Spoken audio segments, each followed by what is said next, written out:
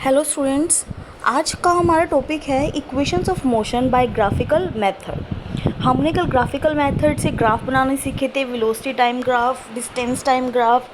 आज हम सीखेंगे इक्वेशन ऑफ मोशंस क्या है।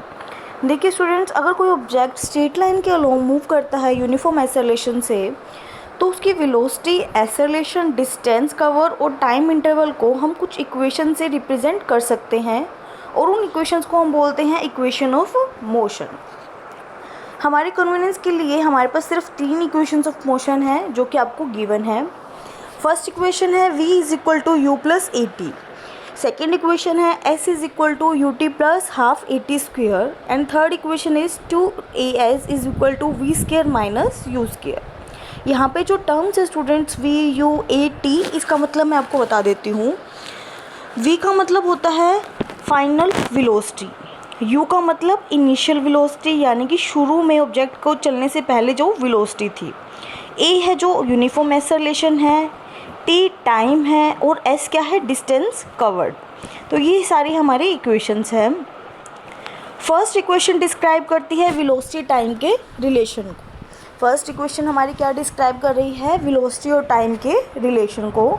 सेकेंड इक्वेशन हमारी रिप्रेजेंट कर रही है पोजीशन और टाइम के रिलेशन को, कि पोजीशन यानी कि डिस्टेंस और टाइम में क्या रिलेशन है। जब हम फर्स्ट और सेकेंड इक्वेशन को कंबाइन कर देते हैं तो हमारे पास थर्ड इक्वेशन बनती है जो कि हमें रिलेशन बताती है पोजीशन और वेलोसिटी के बीच में। ये तीनों इक्वेशंस को हम ग्राफिकल मेथड से रिप्रेजेंट कर सकते हैं, हम फाइंड आउट कर सकते हैं। एक एक करके हम तीनों इक्वेशंस को डराइव करेंगे। चलिए स्टार्ट करते हैं। फर्स्ट इक्वेशन है हमारे पास equation for velocity time graph, यानी कि v is equal to u plus a t. इसको हम कैसे ड्राइव करेंगे। Consider the velocity time graph of an object that moves under uniform acceleration as shown in figure 8.8। 8.8 में हमने एक object ले लिया जिसकी कुछ इनिशियल वेलोसिटी थी। देखिए, हमने ऑब्जेक्ट ज़ीरो से शुरू नहीं किया क्योंकि फिर तो इनिशियल वेलोसिटी ज़ीरो हो जाती। हमने ऑब्जेक्ट शुरू करा है कुछ वेलोसिटी पे, यानी कि u वेलोसिटी पे, जो कि उसकी इनिशियल वेलोसिटी थी। फिर वो यूनिफॉर्म एक्सेलरेशन से चल रहा है तो इसलिए स्ट्रेट लाइन कवर कर रहा है और b पॉइंट तक पहुंच गया, यानी कि ऑब्जेक्ट a से स्टार्ट करके b तक पहुंचा है। तो o से लेके a तक की जो हमारी वेलोसिटी है वो इनिशियल वेलोसिटी होगी जिसको हम u से रिप्रेजेंट करेंगे। o से लेके e तक की जो हमारी वेलोसिटी है वो फाइनल वेलोसिटी होगी जिसको हम v से रिप्रेजेंट करेंगे। O से लेके C तक का जो टाइम पीरियड है वो हमारे पास T होगा जिसको हम T से रिप्रेजेंट करेंगे। तो चलिए स्टार्ट करते हैं। From this graph you can see that initial velocity of the object is A। Initial velocity थी A एट पॉइंट A पे, फिर उसके बाद वो इंक्रीज़ होके V तक पहुंच जाती है एट पॉइंट B। और कितने टाइम में पहुंचती है स्टूडेंट्स, T टाइम में पहुंचती है। The velocity changes at a uniform rate A. जो ये वेलोसिटी चेंज हो रहा है वो यूनिफॉर्म रेट पे हो रहा है ए पे। In figure 8.8 the perpendicular lines b c and b e are drawn from point b on the time and the velocity axis respectively. Graph के अंदर क्या कह रहा है, बी पॉइंट से हमने दो परपेंडिकुलर ड्रॉ कर लिए, एक तो टाइम एक्सिस के ऊपर बी सी और एक वेलोसिटी एक्सिस के ऊपर b e. So that the initial velocity is represented by o a. Initial velocity को हम ओ ए से रिप्रेजेंट करेंगे और फाइनल वेलोसिटी को बी सी से। देखिए, इनिशियल वेलोसिटी को किससे रिप्रेजेंट कर रहे हैं स्टूडेंट्स, ओ ए से, और फाइनल वेलोसिटी को बी सी से रिप्रेजेंट कर रहे हैं हम। And the time interval is O C. जो टाइम इंटरवल है वो ओ सी है जिसको हम टी से रिप्रेजेंट कर रहे हैं। जो बी डी है हमारी, यहाँ से लेके यहाँ तक का जो डिस्टेंस है वो आ जाएगा b c minus c d. B c minus c d ये रिप्रेजेंट कर रहा है चेंज इन वेलोसिटी। ये रिप्रेजेंट क्या कर रहा है कि वेलोसिटी में कितना चेंज हुआ है। Let us draw A D parallel to O C. हमने ए डी ड्रॉ कर लिया ओ सी के बिल्कुल parallel. From the graph we observe that BC is equal to BD plus DC। हम ग्राफ से देख सकते हैं कि जो BC है यानी कि ये लाइन है वो BD plus DC के इक्वल है। अब देखिए, BD को तो हमने वैसे का वैसे रखा, DC की जगह हम क्या लिख सकते हैं, OA लिख सकते हैं क्योंकि दोनों सिमिलर है। हमने ये लिख दिया। अब इसमें वैल्यूज़ पुट करेंगे बच्चों, हम बी सी की जगह वी पुट कर देंगे और ओ ए की जगह क्या पुट कर देंगे, यू पुट कर देंगे, क्योंकि हमें पहले से ही गिवन है। तो यहाँ से हमारी कैलकुलेट करके बी डी की वैल्यू आ जाएगी v माइनस यू, यानी कि बी डी हमारे पास कितनी आ गई, v माइनस यू। आगे देखिए, from the velocity time graph the acceleration of an object is given by. अब एक्सेलरेशन का फॉर्मूला हमें पता है, क्या होता है, change in velocity divide by time taken. Change in velocity कितना था हमारे पास, बी डी, हमने पहले ही बताया था आपको, और टाइम टेकन कितना था, ए डी, या फिर ओ सी भी हम लिख सकते हैं, बी डी बाय ओ सी। अब ओ सी को हम टी से रिप्रेजेंट कर देंगे और बी डी की वैल्यू जो हमने ऊपर निकाली थी v माइनस यू वो पुट कर देंगे, जिससे हमारे पास रिलेशन आ जाएगा v is equal to u plus a t. ये जब आप अपनी नोटबुक में सोल्व करके देखोगे स्टूडेंट्स तो आपको अच्छे से समझ आएगा और अच्छे से ये सोल्व भी हो जाएगी। नेक्स्ट इक्वेशन है हमारे पास इक्वेशन 4 पोजीशन टाइम रिलेशन।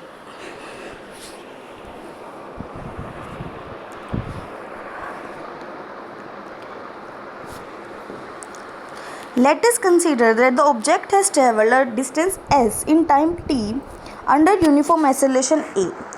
हमने मान लिया कि जो ऑब्जेक्ट है उसने s डिस्टेंस कवर किया है t टाइम में और a एक्सेलरेशन के साथ।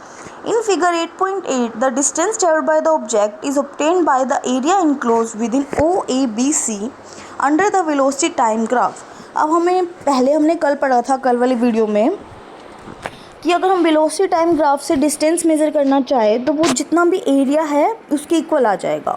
अब यहाँ पे एरिया क्या है, कितना एरिया कवर किया है, ओ ए बी सी, यानी कि टोटल एरिया किसके इक्वल हो जाएगा, डिस्टेंस कवर के। अब ये जो टोटल है इसमें दो चीज़ें हैं, triangle A B D plus rectangle O A D C, इन दोनों का एरिया निकाल लेंगे अलग अलग और उनको ऐड कर देंगे तो हमारे पास डिस्टेंस आ जाएगा। देखिए यही इसमें गिवन है, डिस्टेंस है किसके इक्वल है, area of trapezium o a b c, जो कि हमने डिवाइड कर दिया area of rectangle plus area of the triangle.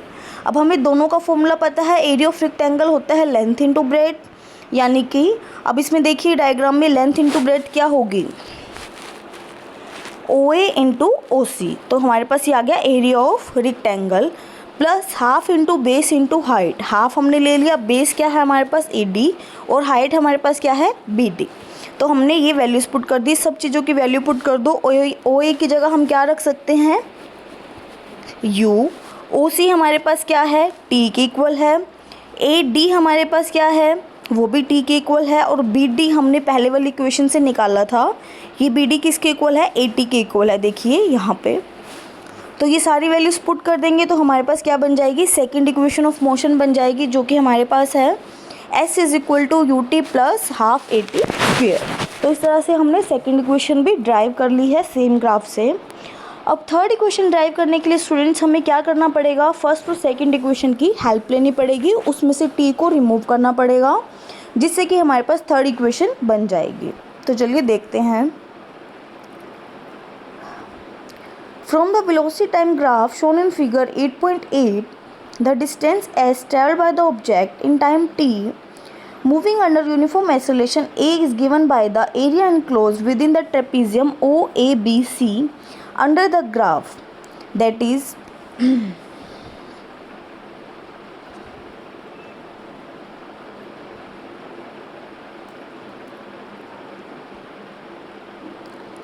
इसमें क्या कह रहा है, देखिए स्टूडेंट्स कि ये जो हमने पहले फॉर्मूला लगाया था सेकंड इक्वेशन के लिए कि डिस्टेंस किसके इक्वल होता है, एरिया जितना भी है वेलोसिटी टाइम ग्राफ का, वो हमने देखा था एक ट्रेपीजियम है। सेकंड इक्वेशन निकालने के लिए हमने क्या किया था, ट्रेपीजियम को दो पार्ट्स में डिवाइड कर लिया था, रेक्टेंगल और ट्रायंगल में। थर्ड इक्वेशन निकालने के लिए हमें एरिया ऑफ ट्रेपीजियम निकालना है, उसको डिवाइड नहीं करना। तो एरिया ऑफ ट्रेपीजियम आपका क्या बोलता है, एरिया ऑफ ट्रेपीजियम आपको कह रहा है कि जो दो अपोजिट साइड्स हैं ओ ए प्लस बी सी, इन दोनों को साइड्स को ऐड करेंगे और मल्टीप्लाई करेंगे जो बेस है यानी कि ओ सी और डिवाइड बाय 2। तो ये एरिया ऑफ ट्रेपीजियम का फॉर्मूला है, ये आपको लर्न करना पड़ेगा। ओ A multiply B C, O A plus B C यानी कि अपोजिट साइड को ऐड करके बेस से मल्टीप्लाई करके और डिवाइड बाय 2 करना है। सब चीज़ों की वैल्यू पुट कर दोगे तो हमारे पास क्या आ जाएगा, ओ ए की जगह पुट करेंगे यू, BC की जगह पुट करेंगे V और OC की जगह T, तो हमारे पास इक्वेशन बन जाएगी ये वाली। उसके बाद जो फर्स्ट हमारा रिलेशन है उसमें से T की वैल्यू हमने निकाल ली, जो हमारा रिलेशन था V is equal to U plus AT। यहाँ से हमने T की वैल्यू निकाल ली V minus U by A, और वो वैल्यू T की पुट कर देंगे इक्वेशन 8.11 में। दोनों को सॉल्व करके हमारे पास क्या आ जाएगा, V square minus U square is equal to 2AS। तो इस तरह से हमारे तीनों इक्वेशंस ऑफ मोशन हम ड्राइव कर सकते हैं ग्राफिकल मेथड से। इन इक्वेशंस के बेस पे आपके न्यूमेरिकल आते हैं एग्ज़ाम में, जैसे कि 8.5, 8.6 और 8.7 गिवन है। आपको ये ट्राई करने हैं, कौन से आपको देखना है कि आपको न्यूमेरिकल में क्या क्या स्टेटमेंट में क्या क्या क्वेश्चन में गिवन है, उसके अकॉर्डिंग आपको तीनों इक्वेशंस में से कोई भी इक्वेशन लगानी है और सोल्व करना है।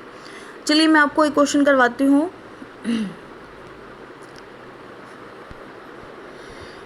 Example 8.5, A train starting from Brest attains a velocity of 72 kilometre per hour in 5 minutes। अब देखिए रेस्ट से स्टार्ट किया है तो इनिशियल वेलोसिटी कितनी हो जाएगी, 0।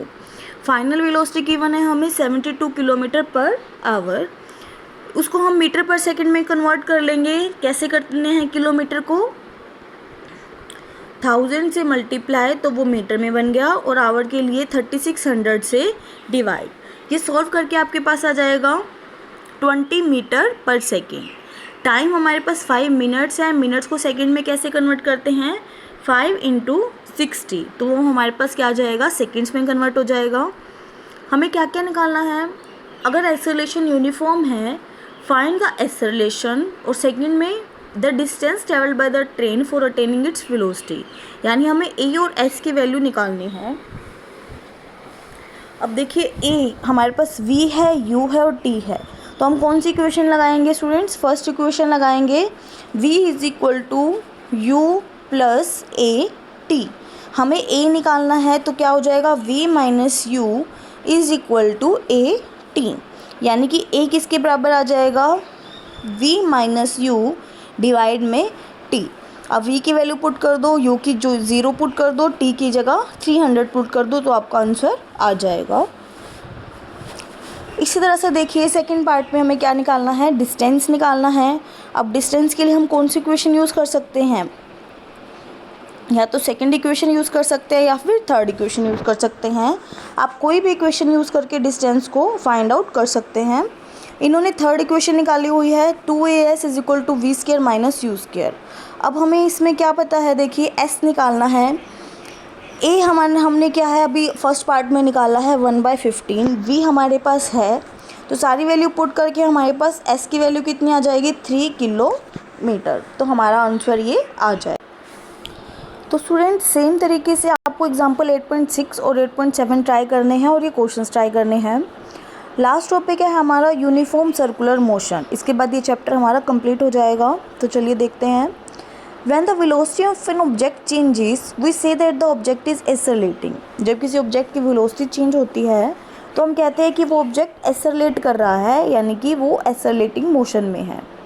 The change in the velocity could be due to change in its magnitude or the direction of the motion or both। Velocity कैसे चेंज हो सकती है, या तो उसके मैग्नीट्यूड में बदलाव आएगा या उसकी डायरेक्शन में या फिर दोनों में। Can you think of an example when an object does not change its magnitude of velocity but only its direction of motion? क्या आप ऐसा कोई एग्जाम्पल सोच सकते हो जिसमें मैग्नीट्यूड चेंज ना हो, सिर्फ डायरेक्शन चेंज हो।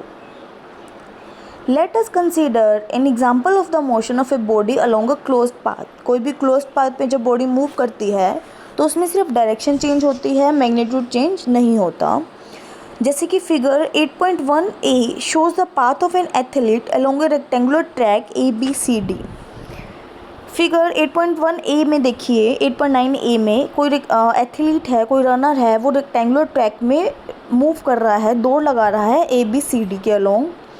Let us assume that the athlete runs at a uniform speed on the straight parts AB, BC, CD, DA of the track। हम मान लेते हैं कि जो एथलीट है उसकी स्पीड यूनिफॉर्म थी। AB जब वो AB की तरफ जा रहा है, BC की तरफ, CD की तरफ और DA की तरफ। In order to keep himself on track, he quickly changes his speed at the corner। वो अपने आप को ट्रैक पे बनाए रखने के लिए जब कॉर्नर्स पे पहुंचता है, ABCD कॉर्नर्स पे, तो फटाफट से अपनी जो स्पीड है वो चेंज कर लेता है। How many times will the athlete have to change his direction of motion while he completes one round? एथलीट को कितनी बार अपनी डायरेक्शन चेंज करनी पड़ी जब उसने एक राउंड कंप्लीट किया? तो एथलीट को 4 बार अपनी डायरेक्शन चेंज करनी पड़ी। It is clear that to move in a rectangular track, once he has to change his direction of motion 4 times. ये हमें क्लियर है कि अगर रेक्टेंगुलर ट्रैक है तो उसको 4 बार अपनी डायरेक्शन बदलनी पड़ेगी। Now suppose instead of a rectangular track, the athlete is running along a hexagonal shape path ABCDEF. अब अगर वो रेक्टेंगल की जगह हेक्सागनल यानी कि जिसकी 6 साइड है ऐसे पाथ पे मूव कर रहा है, तो उसको अपनी डायरेक्शन कितनी बार चेंज करनी पड़ेगी एक राउंड कंप्लीट करने के लिए? 6 टाइम्स। अगर हम हेक्सागन की जगह ऑक्टागन ले लें यानी कि 6 साइड वाले ले लें, तो कितनी टाइम उसको चेंज करनी पड़ेगी अपनी डायरेक्शन? 8 टाइम्स। यानी कि जितनी साइड्स होगी उतने ही टाइम उसको अपनी डायरेक्शन चेंज करनी पड़ेगी। हम ऑब्ज़र्व कर रहे हैं कि जैसे जैसे ट्रैक की साइड्स इंक्रीज़ हो रही है, एथलीट को क्या है, ज़्यादा टर्न लेने पड़ रहे हैं, उतने ही उसको घूमना पड़ रहा है। क्या होगा कि अगर हम साइड्स को लगातार बढ़ाते रहें, साइड्स के नंबर कंटिन्यूसली इंक्रीज़ करते रहें, अगर हम ऐसा करेंगे, जो शेप है वो ट्रैक की वो लगभग कैसी हो जाएगी? सर्कल हो जाएगी, और हर साइड की जो लेंथ है वो डिक्रीज़ होकर एक पॉइंट में कन्वर्ट हो जाएगी। देखिए ये लिखा हुआ है, if you do this you will notice that the shape of the track approaches the shape of a circle. अगर आप ऐसा करोगे तो आप नोट करोगे कि जो ट्रैक की शेप है वो सर्कल की शेप बन जाएगी, और हर साइड की लेंथ डिक्रीज़ होकर एक पॉइंट बन जाएगी। If the athlete moves with a velocity of constant magnitude along the circular path, the only change in his velocity is due to the change in direction of motion. अगर athlete एक circle के along constant velocity से चल रहा है यानी कि उसका मैग्नीट्यूड कांस्टेंट है, तो वो हर पॉइंट पे क्या चेंज करेगा? अपनी डायरेक्शन चेंज करेगा। The motion of the athlete moving along a circular path is therefore an example of accelerated motion. इसीलिए एथलीट का सर्कुलर पाथ के अलॉन्ग जो मोशन है वो क्या कहलाता है? Accelerated motion. हमें पता है कि अगर कोई रेडियस सर्कल है, उसका रेडियस r है, तो उसका सरकमफ्रेंस किसके इक्वल होता है? 2πr। सरकमफ्रेंस क्या होता है? जो उसकी कंप्लीट लेंथ है। अगर एथलीट को एक राउंड लगाने में t सेकेंड लगते हैं, तो हम स्पीड कैसे निकालेंगे? उसकी स्पीड का फॉर्मूला आपके पास होता है डिस्टेंस बाय टाइम। सर्कल के उसमें हम डिस्टेंस की जगह क्या लेंगे? सरकमफ्रेंस, यानी कि 2πr डिवाइडेड बाय t। तो ये हमारे पास स्पीड निकालने का फॉर्मूला हो गया एथलीट की सर्कुलर पाथ के अलोंग।